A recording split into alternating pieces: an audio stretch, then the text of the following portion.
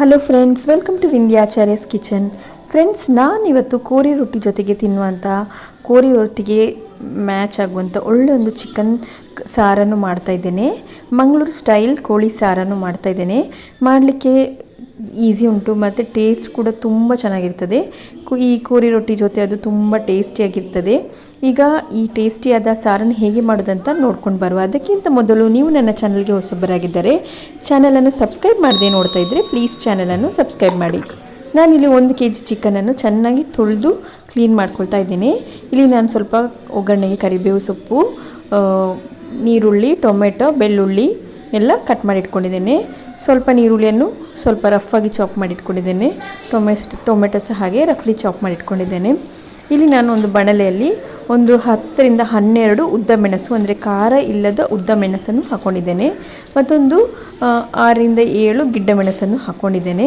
ಇದು ಸ್ವಲ್ಪ ಖಾರ ಇರ್ತದೆ, ಅದಕ್ಕೋಸ್ಕರ 2 ಮಿಕ್ಸ್ ಮಾಡಿ, ಖಾರ ಇಲ್ಲದು ಮತ್ತು ಇದು ಕಲರ್ಗೋಸ್ಕರ ಖಾರ ಇಲ್ಲದು ಮತ್ತು ಖಾರಕ್ಕೋಸ್ಕರ ಖಾರ ಇರುವ ಮೆಣಸನ್ನು ಇಟ್ಕೊಂಡಿದ್ದೇನೆ. ನಾನಿಲ್ಲಿ ಇದನ್ನು ಚೆನ್ನಾಗಿ ಹುರ್ಕೊಳ್ತಾ ಇದ್ದೇನೆ.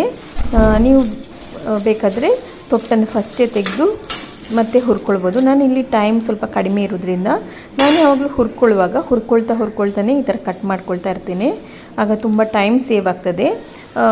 ಹುರ್ಕೊಂಡಾಗೂ ಆಗ್ತದೆ, ಕಟ್ ಮಾಡಿದ್ದು ಅಂದರೆ ಕಟ್ ಮಾಡ್ಕೊಳ್ಳುವ ಅದರ ತೊಟ್ಟನ್ನು ಕಟ್ ಮಾಡ್ಕೊಳ್ಳುವ ಟೈಮ್ ಸೇವ್ ಆಗ್ತದೆ ನಮಗೆ.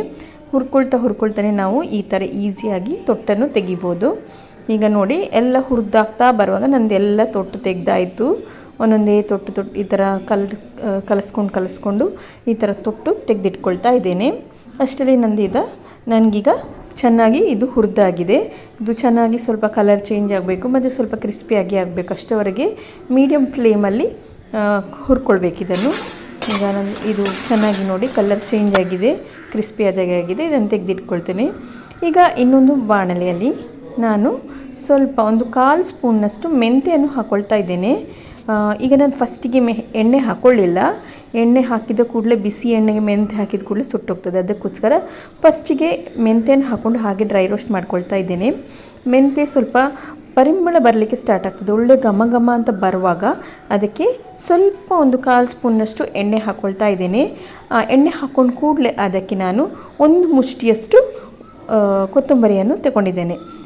ಅಂದರೆ ನಾನು 1 kg ಚಿಕನ್ ತಗೊಂಡಿರೋದ್ರಿಂದ ಒಂದು 10-12 ಉದ್ದ ಮೆಣಸು, ಗಿಡ್ಡ ಮೆಣಸು ತಗೊಂಡಿರೋದ್ರಿಂದ ಇದಕ್ಕೆ 1 ಮುಷ್ಟಿ ಅಥವಾ ಒಂದು 5 ರಿಂದ 6 ಸ್ಪೂನಷ್ಟು ಕೊತ್ತಂಬರಿ ಬೀಜವನ್ನು ಹಾಕ್ಕೊಳ್ಬೇಕಾಗ್ತದೆ. ನಾವು ಮುಷ್ಟಿಯಲ್ಲಿ ನೋಡಿದರೆ 1 ಮುಷ್ಟಿಯಷ್ಟು ಕೊತ್ತಂಬರಿ ಬೀಜ ಹಾಕ್ಕೊಂಡು ಇದನ್ನು ಚೆನ್ನಾಗಿ ಹುರ್ಕೊಳ್ಬೇಕು. ಇದು ಹಾಗೆ ಒಳ್ಳೆ ಘಮ ಘಮ ಬರಬೇಕು. ಅಷ್ಟುವರೆಗೆ ನಾವು ಇದನ್ನು ಕೊತ್ತಂಬರಿ ಬೀಜವನ್ನು ಹುರ್ಕೊಳ್ಬೇಕು. ಕೊತ್ತಂಬರಿ ಬೀಜ ಹುರಿದಾಗ್ತಾ ಬರುವಾಗ ಲಾಸ್ಟಿಗೆ ನಾನು ಒಂದು 2.5 ಸ್ಪೂನ್ನಷ್ಟು ಜೀರಿಗೆಯನ್ನು ಹಾಕ್ಕೊಳ್ತಾ ಇದ್ದೇನೆ. ಅಂದರೆ ನಾವು ಎಷ್ಟು ಕೊತ್ತಂಬರಿ ಹಾಕ್ಕೊಂಡಿದ್ದೇವೆ ಅಂದರೆ ಅದು ಅರ್ಧಕ್ಕಿಂತ ಸ್ವಲ್ಪ ಕಡಿಮೆ ಜೀರಿಗೆಯನ್ನು ಹಾಕ್ಕೊಳ್ಬೇಕಾಗ್ತದೆ, ಅಥವಾ ಅರ್ಧದಷ್ಟು ಜೀರಿಗೆಯನ್ನು ಹಾಕ್ಕೊಳ್ಬೇಕಾಗ್ತದೆ. ಇಲ್ಲಿ ನಾನು ಒಂದು 6 ಸ್ಪೂನ್ ಅಂತೇಳಿದರೆ ಒಂದು 2.5 ರಿಂದ 3 ಸ್ಪೂನಷ್ಟು ಜೀರಿಗೆಯನ್ನು ಹಾಕ್ಕೊಂಡಿದ್ದೇನೆ. ಈಗ ಇದನ್ನು ಸ್ವಲ್ಪ ಚೆನ್ನಾಗಿ ಹುರ್ಕೊಳ್ಬೇಕು.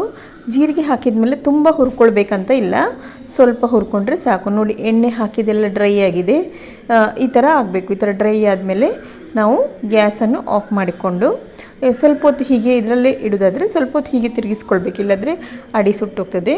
ನೋಡಿ, ಈ ಥರ ಸ್ವಲ್ಪ ಹೊತ್ತು ಈ ಥರ ಕಲಸ್ಕೊಳ್ಬೇಕು. ಆಮೇಲೆ ಈಗ ಇದನ್ನು ಮಿಕ್ಸಿ ಜಾರ್ಗೆ ಹಾಕ್ಕೊಳ್ತಾ ಇದ್ದೇನೆ. ನಾನು ಫ್ರೈ ಮಾಡಿಟ್ಕೊಂಡ ಮೆಣಸು ಉಂಟಲ್ಲ, ಮೆಣಸು ಮತ್ತು ಕೊತ್ತಂಬರಿ, ಜೀರಿಗೆ, ಮೆಂತೆ ಇದನ್ನೆಲ್ಲ ಮಿಕ್ಸಿ ಜಾರ್ಗೆ ಹಾಕ್ಕೊಳ್ತಾ ಇದ್ದೇನೆ. ಇದು ನೋಡುವಾಗ ತುಂಬ ಖಾರ ಅಂತ ಅನಿಸ್ತದೆ, ಆದರೆ ಇದು ಅಷ್ಟು ಖಾರ ಆಗಿರೋದಿಲ್ಲ, ಯಾಕಂದರೆ ಚಿಕನ್ಗೆ ಇಷ್ಟು ಖಾರ ಬೇಕಾಗ್ತದೆ. ನೋಡಿ, ಈ ಥರ ಮೆಣಸನ್ನು ಹಾಕ್ಕೊಂಡ್ಮೇಲೆ, ಒಣಮೆಣಸನ್ನು ಹಾಕ್ಕೊಂಡ್ಮೇಲೆ ಇದಕ್ಕೆ ನಾನು ಹುರಿದಿಟ್ಟುಕೊಂಡ ಕೊತ್ತಂಬರಿ, ಜೀರಿಗೆ, ಮೆಂತೆಯನ್ನು ಹಾಕ್ಕೊಳ್ತಾ ಇದ್ದೇನೆ. ಇದು ಚೆನ್ನಾಗಿ ಪರಿಮಳ ಬರುವವರೆಗೆ ಹುರ್ಕೊಂಡ್ರೆ ಸಾರು ಮಾಡುವಾಗ ಸಹ ಹಾಗೆ ಒಳ್ಳೆ ಘಮ ಘಮ ಬರ್ತದೆ. ಇದಕ್ಕೆ ಅರ್ಧ ಸ್ಪೂನ್ನಷ್ಟು ಹಳದಿ ಪುಡಿ ಮತ್ತು ನೋಡಿ ಇಷ್ಟು ನಾನು ಹುಳಿಯನ್ನು ತಗೊಂಡಿದ್ದೇನೆ. ಇಷ್ಟು ಬೇಕಾಗ್ತದೆ, ಯಾಕೆಂದರೆ ಖಾರ ಇರೋದ್ರಿಂದ ಉಪ್ಪು ಹುಳಿ ಎಲ್ಲ ಸ್ವಲ್ಪ ಕಡಕಾಗೇ ಇರಬೇಕು, ಒಳ್ಳೆ ಆಗ್ತದೆ. ನೋಡಿ, ಈಗ ಇದನ್ನು ನೈಸಾಗಿ ಕಡಿದುಕೊಂಡಿದ್ದೇನೆ. ನಮಗೆ ಎಷ್ಟು ಆಗ್ತದೆ ಅಷ್ಟು ನೈಸಾಗಿ ನಾವು ಗ್ರೈಂಡ್ ಮಾಡ್ಕೊಳ್ಬೇಕು, ಅಥವಾ ಗ್ರೈಂಡರ್ ಇದ್ದರೆ ಗ್ರೈಂಡರಲ್ಲಿ ಗ್ರೈಂಡ್ ಮಾಡ್ಕೊಳ್ಬೋದು. ಇಲ್ಲಿ ನಾನು ತೆಂಗಿನಕಾಯಿ ತಗೊಂಡಿದ್ದೇನೆ. ನೋಡಿ, ಅದರಲ್ಲಿ ಹೆಣ್ಣು ಗಡಿ ಅಂದರೆ ಕಣ್ಣು ಇರ್ತದಲ್ಲ, ಆ ಹೆಣ್ಣು ಗಡಿಯಲ್ಲಿ 1 ಗಡಿ ತೆಂಗಿನಕಾಯನ್ನು ಹೆರೆದಿಟ್ಕೊಂಡಿದ್ದೇನೆ. ಇಲ್ಲಿ ನಾನು ಒಂದು ಬಾಣಲೆಯಲ್ಲಿ ಸ್ವಲ್ಪ ಎಣ್ಣೆ ಹಾಕ್ಕೊಂಡಿದ್ದೇನೆ, ತೆಂಗಿನ ಎಣ್ಣೆಯನ್ನು ಅಂದರೆ ಕೋಕೋನಟ್ ಆಯಿಲ್ ಹಾಕ್ಕೊಂಡಿದ್ದೇನೆ. ಅದಕ್ಕೊಂದು 15ರಿಂದ 16 ಈ ಬೆಳ್ಳುಳ್ಳಿಯನ್ನು ಹಾಕ್ಕೊಂಡಿದ್ದೇನೆ, ಸಿಪ್ಪೆ ತೆಗೆದ ಬೆಳ್ಳುಳ್ಳಿಯನ್ನು ಹಾಕ್ಕೊಂಡಿದ್ದೇನೆ. ಇದನ್ನು ಸ್ವಲ್ಪ ಚೆನ್ನಾಗಿ ಹುರ್ಕೊಳ್ಬೇಕು. ಸಿಪ್ಪೆ ತೆಗೆಯದೇ ಬೇಕಾದರೂ ಹಾಕ್ಕೊಳ್ಬೋದು, ಆದರೆ ಒಂದೊಂದು ಸಲ ಸಿಪ್ಪೆ ಒಳಗೆ ಬೆಳ್ಳುಳ್ಳಿ ಹಾಳಾಗಿರ್ತದೆ, ನಮಗೆ ಗೊತ್ತಾಗೋದಿಲ್ಲ. ಅದಕ್ಕೆ ಯಾವಾಗಲೂ ಸಿಪ್ಪೆ ತೆಗೆದು ಹಾಕ್ಕೊಳ್ಬೇಕು. ಹಾಳಾದ ಬೆಳ್ಳುಳ್ಳಿ ಇದ್ದರೆ ಇದು ಇಡೀ ನಮ್ಮ ಸಾರಿನ ಟೇಸ್ಟೇ ಹೋಗ್ತದೆ. ಅದಕ್ಕೋಸ್ಕರ ಬೆಳ್ಳುಳ್ಳಿ ಸಿಪ್ಪೆ ತೆಗೆದು ಕ್ಲೀನಾಗಿರೋ ಬೆಳ್ಳುಳ್ಳಿಯನ್ನೇ ನಾವು ಹಾಕ್ಕೊಳ್ಬೇಕು. ಇದಕ್ಕೆ ಸ್ವಲ್ಪ ಜೀರಿಗೆ, 1/4 ಸ್ಪೂನ್ ಜೀರಿಗೆ ಮತ್ತು ಒಂದು ಅರ್ಧ ನೀರುಳ್ಳಿಯನ್ನು ಉದ್ದುದ್ದಕ್ಕೆ ಕಟ್ ಮಾಡಿಕೊಂಡು ಹಾಕ್ಕೊಳ್ತಾ ಇದ್ದೇನೆ. ಇದನ್ನು ಸ್ವಲ್ಪ ಎಣ್ಣೆಯಲ್ಲಿ ಚೆನ್ನಾಗಿ ಹುರ್ಕೊಳ್ಬೇಕು. ಅಂದರೆ ಈ ಈರುಳ್ಳಿ ಹಸಿ ಸ್ಮೆಲ್ಲೆಲ್ಲ ಹೋಗಬೇಕು, ಅಷ್ಟವರೆಗೆ ನಾವು ಇದನ್ನು ಸರಿಯಾಗಿ ಹುರ್ಕೊಳ್ಬೇಕು. ಹಸಿ ಸ್ಮೆಲ್ ಇದ್ದರೆ ನಮ್ಮ ಸಾರು ಸ್ವಲ್ಪ ಹಸಿ ಹಸಿ ಥರ, ಅಂದರೆ ನಾವು ಗ್ರೈಂಡ್ ಮಾಡಲಿಕ್ಕೆ ಯೂಸ್ ಮಾಡೋದ್ರಿಂದ ಹಸಿ ಹಸಿ ಥರ ಸ್ಮೆಲ್ ಬರ್ತದೆ. ಅದಕ್ಕೋಸ್ಕರ ಇದನ್ನು ಚೆನ್ನಾಗಿ ಹುರ್ಕೊಳ್ಬೇಕು. ಈ ಥರ ಬೆಳ್ಳುಳ್ಳಿ ಮತ್ತು ನೀರುಳ್ಳಿ ಮತ್ತು ಜೀರಿಗೆ ಎಲ್ಲ ಹಸಿ ಸ್ಮೆಲ್ ಹೋಗುವವರೆಗೆ ಹುರ್ಕೊಳ್ಬೇಕು. ಈ ಥರ ಚೆನ್ನಾಗಿ ನೋಡಿ, ಕಲರ್ ನೋಡಿ ಚೇಂಜ್ ಆಗಿದೆ, ನೀರುಳ್ಳಿ ಎಲ್ಲ ಟ್ರಾನ್ಸ್ಪರೆಂಟ್ ಆಗಿದೆ, ಬೆಳ್ಳುಳ್ಳಿನೂ ಹಾಗೆ ಸ್ವಲ್ಪ ಕಲರ್ ಚೇಂಜ್ ಆಗಿದೆ. ಈ ಸ್ಟೇಜಲ್ಲಿ ನಾನು ಇದಕ್ಕೆ ಹೆರಿದಿಟ್ಕೊಂಡ ತೆಂಗಿನಕಾಯನ್ನು ಹಾಕ್ಕೊಳ್ತಾ ಇದ್ದೇನೆ. ನೀವು ಮೆಣಸು ಕಡಿಮೆ ಹಾಕ್ಕೊಂಡಿದ್ರೆ ತೆಂಗಿನಕಾಯನ್ನು ಸ್ವಲ್ಪ ಕಡಿಮೆ ಹಾಕ್ಕೊಳ್ಳಿ. ನಾನು ಹಾಕಿದಷ್ಟು ಮೆಣಸಿದ್ರೆ ಇಷ್ಟು ತೆಂಗಿನಕಾಯಿ ಬೇಕಾಗ್ತದೆ. ತುಂಬ ಇದಕ್ಕಿಂತ ಜಾಸ್ತಿ ಹಾಕ್ಕೊಂಡ್ರೆ ಸಾರು ಚಪ್ಪೆ ಚಪ್ಪೆ ಆದರೆ ಚಿಕನ್ ಅಷ್ಟು ಟೇಸ್ಟಾಗಿ ಬರೋದಿಲ್ಲ. ಅದಕ್ಕೋಸ್ಕರ ಇದಕ್ಕಿಂತ ಜಾಸ್ತಿ ತೆಂಗಿನಕಾಯಿ ಹಾಕ್ಕೊಳ್ಬೇಡಿ. ಬರೀ ಈ ಥರ ಒಂದು 2 ಕಪ್ನಷ್ಟು ತೆಂಗಿನಕಾಯಿ ಹಾಕ್ಕೊಂಡ್ರೆ ಸಾಕು. ಈಗ ಇದನ್ನು ಚೆನ್ನಾಗಿ ಅಂದರೆ ತುಂಬ ಕಲರ್ ಚೇಂಜ್ ಆಗುವಾಗೆ ಅಲ್ಲ, ಸ್ವಲ್ಪ ಹುರ್ಕೊಂಡ್ರೆ ಸಾಕಾಗ್ತದೆ. ಯಾಕೆಂದರೆ ನೀರುಳ್ಳಿ ಬೆಳ್ಳುಳ್ಳಿ ಎಲ್ಲ ಹುರ್ಕೊಂಡಾಗಿದೆ. ಇದು ಸ್ವಲ್ಪ ಪರಿಮಳ ಬರುವವರೆಗೆ ಹುರ್ಕೊಳ್ಬೇಕು. ಮತ್ತು ನಾನಿಲ್ಲಿ ಸ್ವಲ್ಪ ಒಂದು ಅರ್ಧ ಸ್ಪೂನಷ್ಟು ಬಡೆ ಸೊಪ್ಪನ್ನು ಹಾಕ್ಕೊಂಡಿದ್ದೇನೆ. ಪರಿಮಳಕ್ಕೋಸ್ಕರ ಹಾಕ್ಕೊಂಡ್ರೆ ತುಂಬ ಟೇಸ್ಟಿಯಾಗಿರ್ತದೆ, ಪರಿಮಳ ಇರ್ತದೆ. ನೀವು ಬೇಕಾದರೆ ಹಾಕ್ಕೊಳ್ಳಿ, ಇಲ್ಲಾಂದರೆ ಸ್ಕಿಪ್ ಮಾಡಿ. ಈಗ ಇದನ್ನು ಒಂದು ಮಿಕ್ಸಿ ಜಾರ್ಗೆ ಹಾಕ್ಕೊಳ್ತಾ ಇದ್ದೇನೆ. ಮಿಕ್ಸಿ ಜಾರ್ಗೆ ಹಾಕ್ಕೊಂಡ್ಮೇಲೆ ಇದಕ್ಕೆ ಸ್ವಲ್ಪ ಕೊತ್ತಂಬರಿ ಸೊಪ್ಪನ್ನು ಹಾಕ್ಕೊಂಡಿದ್ದೇನೆ. ನಾನಿಲ್ಲಿ ಕೊತ್ತಂಬರಿ ಸೊಪ್ಪು ದಂಟೆಲ್ಲ ಹಾಕ್ಕೊಂಡಿದ್ದೇನೆ. ಕೆಲವರು ದಂಟನ್ನು ಹಾಕ್ಕೊಳ್ಳೋದಿಲ್ಲ, ಆದರೆ ಇದು ಹಾಕ್ಕೊಂಡ್ರೆ ತುಂಬ ಟೇಸ್ಟಿಯಾಗಿರ್ತದೆ ಮತ್ತು ಇದರಲ್ಲಿ ತುಂಬ ಟೇಸ್ಟಿಯಾಗಿರ್ತದೆ. ಇದನ್ನು ಹಾಕ್ಕೊಳ್ಳಿ. ಇಲ್ಲಿ ಅದನ್ನೆಲ್ಲ ಒಂದು ಗ್ರೈಂಡ್ ಮಾಡಿಕೊಂಡಿದ್ದೇನೆ ನಾನು ಚೆನ್ನಾಗಿ. ಈಗ ಇನ್ನೊಂದು ಸ್ವಲ್ಪ ದೊಡ್ಡ ಬಾಣಲೆಯಲ್ಲಿ ನಾನು 1.5 ನೀರುಳ್ಳಿಯನ್ನು ಈ ಥರ ರಫಾಗಿ ಚಾಪ್ ಮಾಡಿ ಇಟ್ಕೊಂಡಿದ್ದೇನೆ. ಅಂದರೆ ಒಂದು ಮೀಡಿಯಮ್ ಸೈಜಲ್ಲಿ, ತುಂಬ ಸಣ್ಣದು ಅಲ್ಲ, ತುಂಬ ದೊಡ್ಡ ಸೈಜು ಅಲ್ಲ, ಮೀಡಿಯಮ್ ಸೈಜಲ್ಲಿ ಈ ಥರ ಸ್ಕ್ವೇರಾಗಿ ಕಟ್ ಮಾಡಿ ಇಟ್ಕೊಂಡಿದ್ದೇನೆ. ಈಗ ಇದನ್ನು ಎಣ್ಣೆಯಲ್ಲಿ ಸ್ವಲ್ಪ ಚೆನ್ನಾಗಿ ಹುರಿಬೇಕು. ನೀವು ಇಲ್ಲಿ ಬೇಕಾದರೆ ಕೊಕೊನಟ್ ಆಯಿಲನ್ನು ಯೂಸ್ ಮಾಡ್ಬೋದು ಅಥವಾ ರಿಫೈನ್ಡ್ ಆಯಿಲನ್ನು ಯೂಸ್ ಮಾಡ್ಬೋದು. ನೋಡಿ, ಈ ಥರ ಸ್ವಲ್ಪ ಕಲರ್ ಚೇಂಜ್ ಆದಮೇಲೆ ಇದಕ್ಕೆ 2 ಹಸಿಮೆಣಸಿನಕಾಯಿಯನ್ನು ಹಾಕ್ಕೊಳ್ತಾ ಇದ್ದೇನೆ. ಆಮೇಲೆ ಇದಕ್ಕೆ ಒಂದು ಟೊಮೆಟೊವನ್ನು ಕಟ್ ಮಾಡಿಕೊಂಡು ಹಾಕ್ಕೊಳ್ತಾ ಇದ್ದೇನೆ. ಟೊಮೆಟೊ ಸ್ವಲ್ಪ ಸಾಫ್ಟ್ ಆಗುವವರೆಗೆ ನಾವು ಇದನ್ನು ಫ್ರೈ ಮಾಡ್ಕೊಳ್ಬೇಕು. ಇಲ್ಲಿ ನೀವು ಹಸಿಮೆಣಸಿನಕಾಯನ್ನು ಬೇಕಾದರೆ ಕಡಿಮೆ ತಗೊಳ್ಬೋದು, ಒಂದು ಹಸಿಮೆಣಸಿನಕಾಯನ್ನು ಬೇಕಾದ್ರೆ ತಗೊಳ್ಬೋದು ಅಥವಾ 2 ಬೇಕಾದ್ರೂ ತಗೊಳ್ಬೋದು. ಈಗ ಟೊಮೆಟೊ ಎಲ್ಲ ಸ್ವಲ್ಪ ಸಾಫ್ಟ್ ಆಗಬೇಕು, ನೀರುಳ್ಳಿ ಫ್ರೈ ಆಗಬೇಕು ಮತ್ತು ಟೊಮೆಟೊ ಸಾಫ್ಟ್ ಆಗಬೇಕು.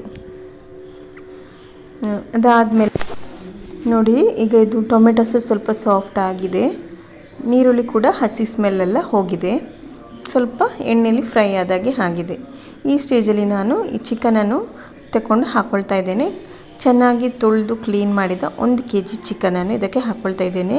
ಚಿಕನ್ ಹಾಕ್ಕೊಂಡ್ಮೇಲೆ ಈ ನೀರುಳ್ಳಿ ಟೊಮೆಟೊ ಜೊತೆ ಇದನ್ನೊಮ್ಮೆ ಚೆನ್ನಾಗಿ ಫ್ರೈ ಮಾಡ್ಕೊಳ್ಬೇಕು. ಫ್ರೈ ಅಂದರೆ ಸ್ವಲ್ಪ ಮಿಕ್ಸ್ ಮಾಡಿಕೊಂಡು ಸ್ವಲ್ಪ ಫ್ರೈ ಆಗುವವರೆಗೆ ಇಟ್ಕೊಳ್ಬೇಕು.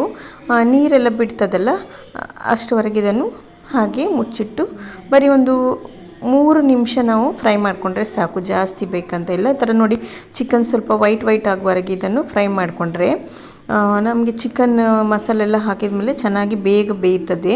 ಅದಕ್ಕೋಸ್ಕರ ಟೇಸ್ಟು ಚೆನ್ನಾಗಿರ್ತದೆ. ಅದಕ್ಕೋಸ್ಕರ ಫಸ್ಟ್ ಸ್ವಲ್ಪ ಎಣ್ಣೆಯಲ್ಲಿ ಫ್ರೈ ಮಾಡಿಕೊಂಡ್ರೆ ಇದು ತುಂಬ ಚೆನ್ನಾಗಿರ್ತದೆ. ಈ ಥರ ನೋಡಿ, ಈಗ ಎಲ್ಲ ವೈಟ್ ಥರ ಆಗಿದೆಲ್ಲ, ಈ ಥರ ಆಗಬೇಕು. ನೋಡಿ, ಚಿಕನ್ ನೀರು ಸಹ ಬಿಟ್ಟಿದೆ.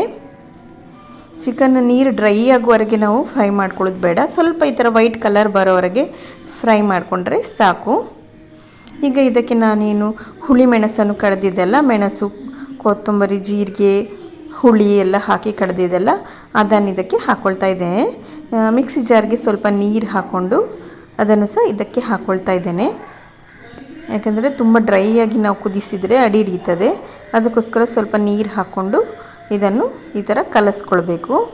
ಅಂದರೆ ಇದು ಹುಳಿ ಮೆಣಸಿನ ನೀರೊಟ್ಟಿಗೆ ಬೇಯುವಾಗ ಅದನ್ನೆಲ್ಲ ಎಳ್ಕೊಂಡು ಒಳ್ಳೆ ಫ್ಲೇವರ್ ಬರ್ತದೆ ಇದಕ್ಕೆ. ನಾವು ಏನು ಮ್ಯಾರಿನೇಟ್ ಎಲ್ಲ ಮಾಡುವ ಅಗತ್ಯವೇ ಇಲ್ಲ. ಈ ಹುಳಿ ಮೆಣಸಿನ ಫ್ಲೇವರನ್ನೇ ಅದು ತುಂಬ ಚೆನ್ನಾಗಿ ಎಳ್ಕೊಳ್ತದೆ. ಇದಕ್ಕೆ ನಾನು ರುಚಿಗೆ ತಕ್ಕಷ್ಟು ಕಲ್ಲುಪ್ಪನ್ನು ಹಾಕ್ಕೊಂಡಿದ್ದೇನೆ. ಕಲ್ಲುಪ್ಪು ಹಾಕ್ಕೊಂಡ್ಮೇಲೆ ಇದನ್ನು ಒಂದು ಸಲ ಚೆನ್ನಾಗಿ ಮಿಕ್ಸ್ ಮಾಡ್ಕೊಳ್ತೇನೆ. ಈ ಥರ ಇದು ಎಲ್ಲ ಚಿಕನ್ಗೆ ಹಿಡ್ಕೊಳ್ಬೇಕಾಗಿ ಚೆನ್ನಾಗಿ ಮಿಕ್ಸ್ ಮಾಡಿಕೊಂಡು ಇದಕ್ಕೆ ಒಂದು ಮುಚ್ಚಳವನ್ನು ಮುಚ್ಚಿ ಬೇಯಿಸ್ಕೊಳ್ತೇನೆ. ಇದು ಒಂದು ಕಡಿಮೆ ಅಂದರೆ ಒಂದು 15 ನಿಮಿಷ ಬೇಯಿಸ್ಕೊಳ್ಬೇಕಾಗ್ತದೆ. ನಡುವಲ್ಲಿ ನಾವು ಕೈ ಆಡಿಸ್ಕೊಳ್ತಾ ಇರಬೇಕು, ಇಲ್ಲಾಂದರೆ ಇದು ತಳ ಹಿಡಿಯುವ ಸಾಧ್ಯತೆ ಇರ್ತದೆ. ಅದಕ್ಕೋಸ್ಕರ ನಡುವಲ್ಲಿ ಈ ಥರ ಕೈ ಆಡಿಸ್ತಾ ಇರಬೇಕು. ಈಗ ಒಂದು 15 ನಿಮಿಷ ಆಗಿದೆ ನೋಡಿ. ಚಿಕನ್ ಎಲ್ಲ ಒಂದು 90% ಬೆಂದಿದೆ. ಈ ಸ್ಟೇಜಲ್ಲಿ ನೋಡಿ, ಸೈಡಲ್ಲಿ ಎಣ್ಣೆ ಎಲ್ಲ ಬಿಟ್ಟಿದ್ದೆಲ್ಲ ಚಿಕನ್ ಸ್ವಲ್ಪ ಬೆಂದಿದೆ ಕರೆಕ್ಟಾಗಿ.